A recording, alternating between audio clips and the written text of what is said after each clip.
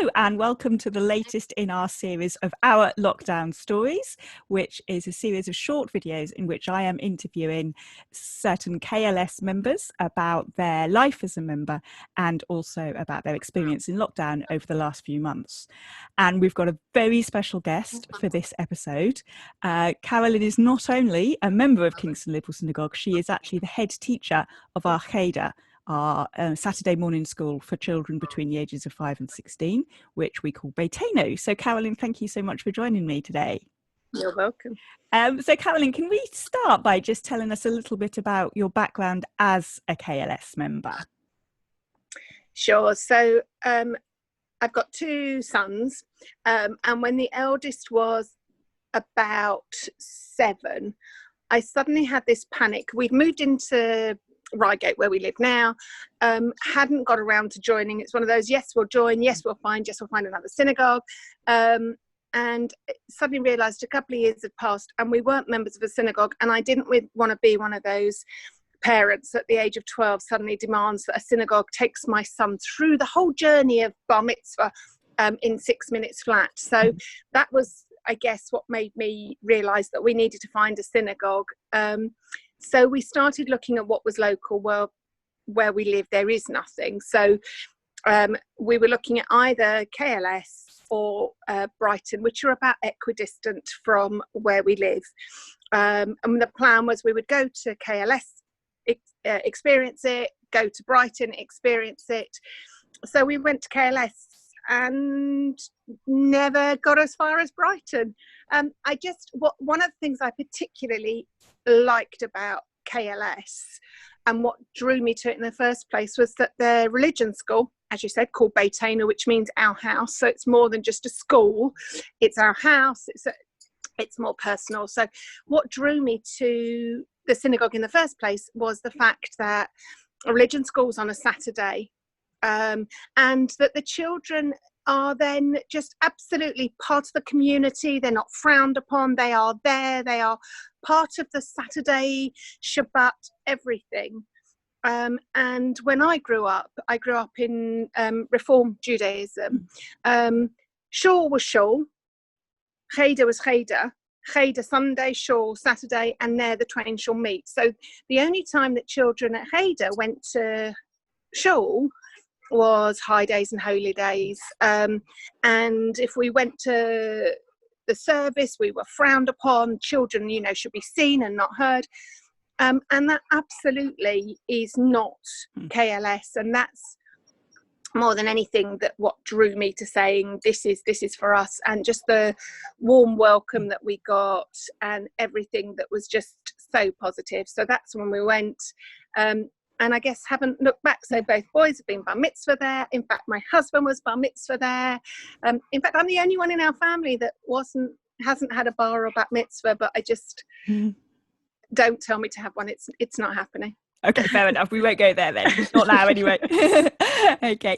And I'm sure we'll come back to talking about Beitenu because obviously you're such an instrumental part of that. But can you just give us a little bit of an insight into what lockdown has been like for you over the last few months? What have you been doing? How have you been spending your time?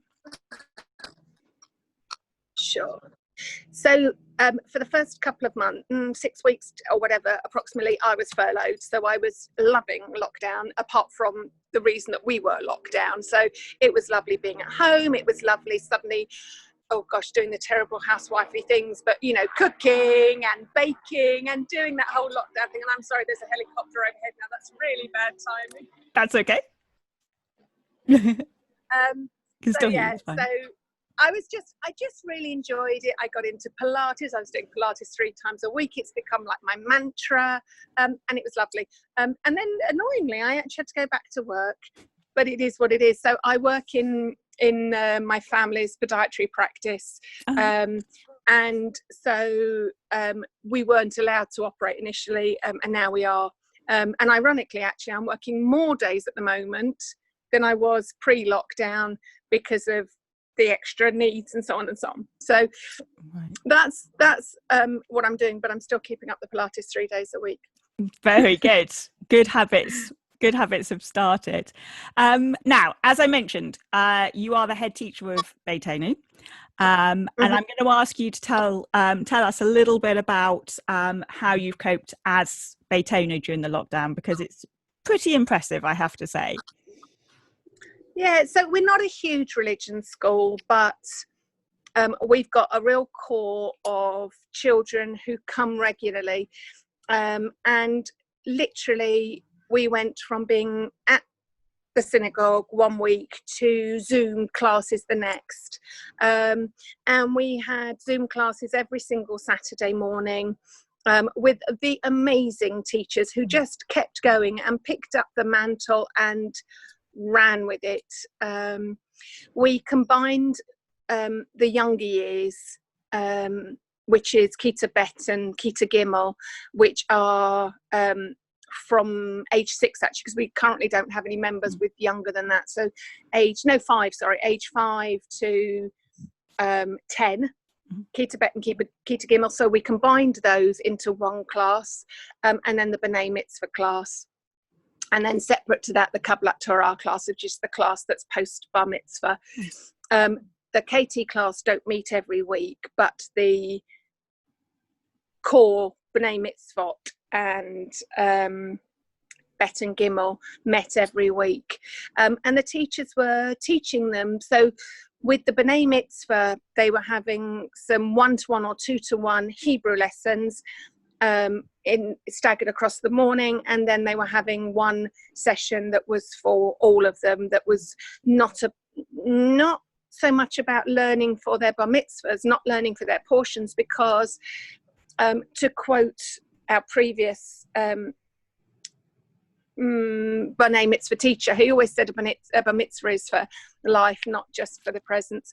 And so it was very much about learning and just all the add-ons about understanding the religion rather than just about learning the service. The younger years, I just really wanted them to still be engaged in learning. So we did a lot of Hebrew bingo, because they do a lot of work in their books and we haven't got those books. They're still locked in isolation at the shul. So we did lots of bingo, we did stories, and instead of the teachers just reading the stories, because a lot of them have got some great storybooks, they were reading the stories, and we were doing crosswords with Hebrew. We started doing some spoken Hebrew. Most of the time we tend to focus on written and biblical Hebrew as the lead on, I guess, to your B'nai Mitzvah and beyond. But Rachel, I have a real problem with R names, and the Jewish R names are all just too similar. So anyway, Rachel started teaching them some spoken Hebrew as well, some everyday phrases, and they were really enjoying that as well. So it wasn't so much about them, how much they were learning, but just about keeping them engaged and keeping them with some regularity, so that even when it came to the holidays, we made the choice to not stop for the holidays, because I know as much as anything the parents were quite enjoying the fact that the children were learning, even if it was just for an hour, 2 hours a week. It was giving them some sort of focus and something to do. So that's what we did with the younger years, and the younger years and the older class also just carried on learning throughout, and they've been amazing. The whole thing's been amazing, Carolynne. And the other thing which the rest of the congregation saw was, of course, I think you led, or the children led, was it 2 or 3 online services? They did 2 services. They were just brilliant. Yeah, absolutely. It was so good. And the organisation involved in that was phenomenal as well. But the output was just fantastic. So that was great. And from your point of view, what has that involvement, quite intense involvement, meant to you during this rather strange time of lockdown?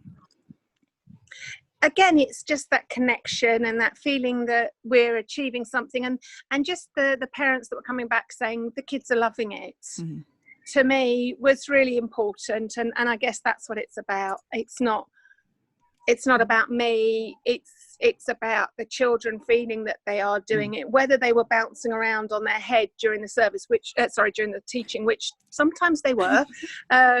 But they were still there and they were still joining in. And whilst they were doing headstands, they were still answering questions. So, yeah, it was great. Fair enough then. Fair enough. Yeah, no, I mean, absolutely. It's just been phenomenal to see. And the services were great as well. Do you think that your relationship with your Judaism has changed at all as a result of lockdown or during lockdown? No, I've been thinking about this, and I don't think so. I am Jewish through and through. It just, you cut me off like a stick of rock, it would read Jewish through it. It's absolutely about, it identifies me, even in the conversation, even in the way the smoked salmon that I like and don't like. If it's not kosher, I don't like it because I just like kosher smoked salmon. I don't eat kosher all the time, but kosher smoked salmon. And I guess that's just, a lot of it was my upbringing, and the way I am. And so has it changed it? No, I don't think so. I think it's just continued to be who and what I am.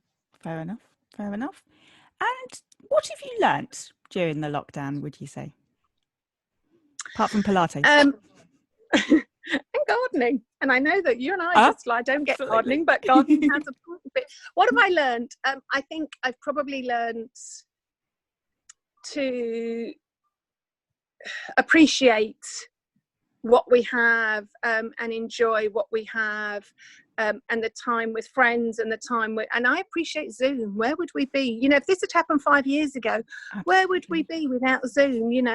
I'm very lucky that no one in my family has been affected by it. Obviously, I'm aware that Rabbi Renee and other close friends' parents, but I'm lucky that it hasn't affected me. Yes, I now spend all my working days wearing a mask, but I'm just grateful that it hasn't. I love the peace and quiet, and when you're outside now, I love that there aren't thousands of planes zooming overhead. I love the fact that there seems to be lots more birds around, despite the fact I'm just not a fan of birds. But I just love to see the birds. I love the peace that perhaps it's brought, and that that the world in some strange way is able to start re-healing itself, whilst at the same time there's this major negativity around it. That's interesting. I guess that. And let's hope that some of that peace continues, even as things slowly get back to some kind of normality anyway. Yes. Carolynne, thank you. Carolynne, thank you so much for joining me. And again, thank you again for what you've done with Beit Eino over the last few months. I think it's just... absolutely couldn't have done it without the teachers. Absolutely. All of you have been fab, and as I said, we love the family services, and the kids have been great, and it's been really, really great to chat to you today, so thank you very much. Thank you. And do stay tuned, there are more Where This Came From. See you all soon.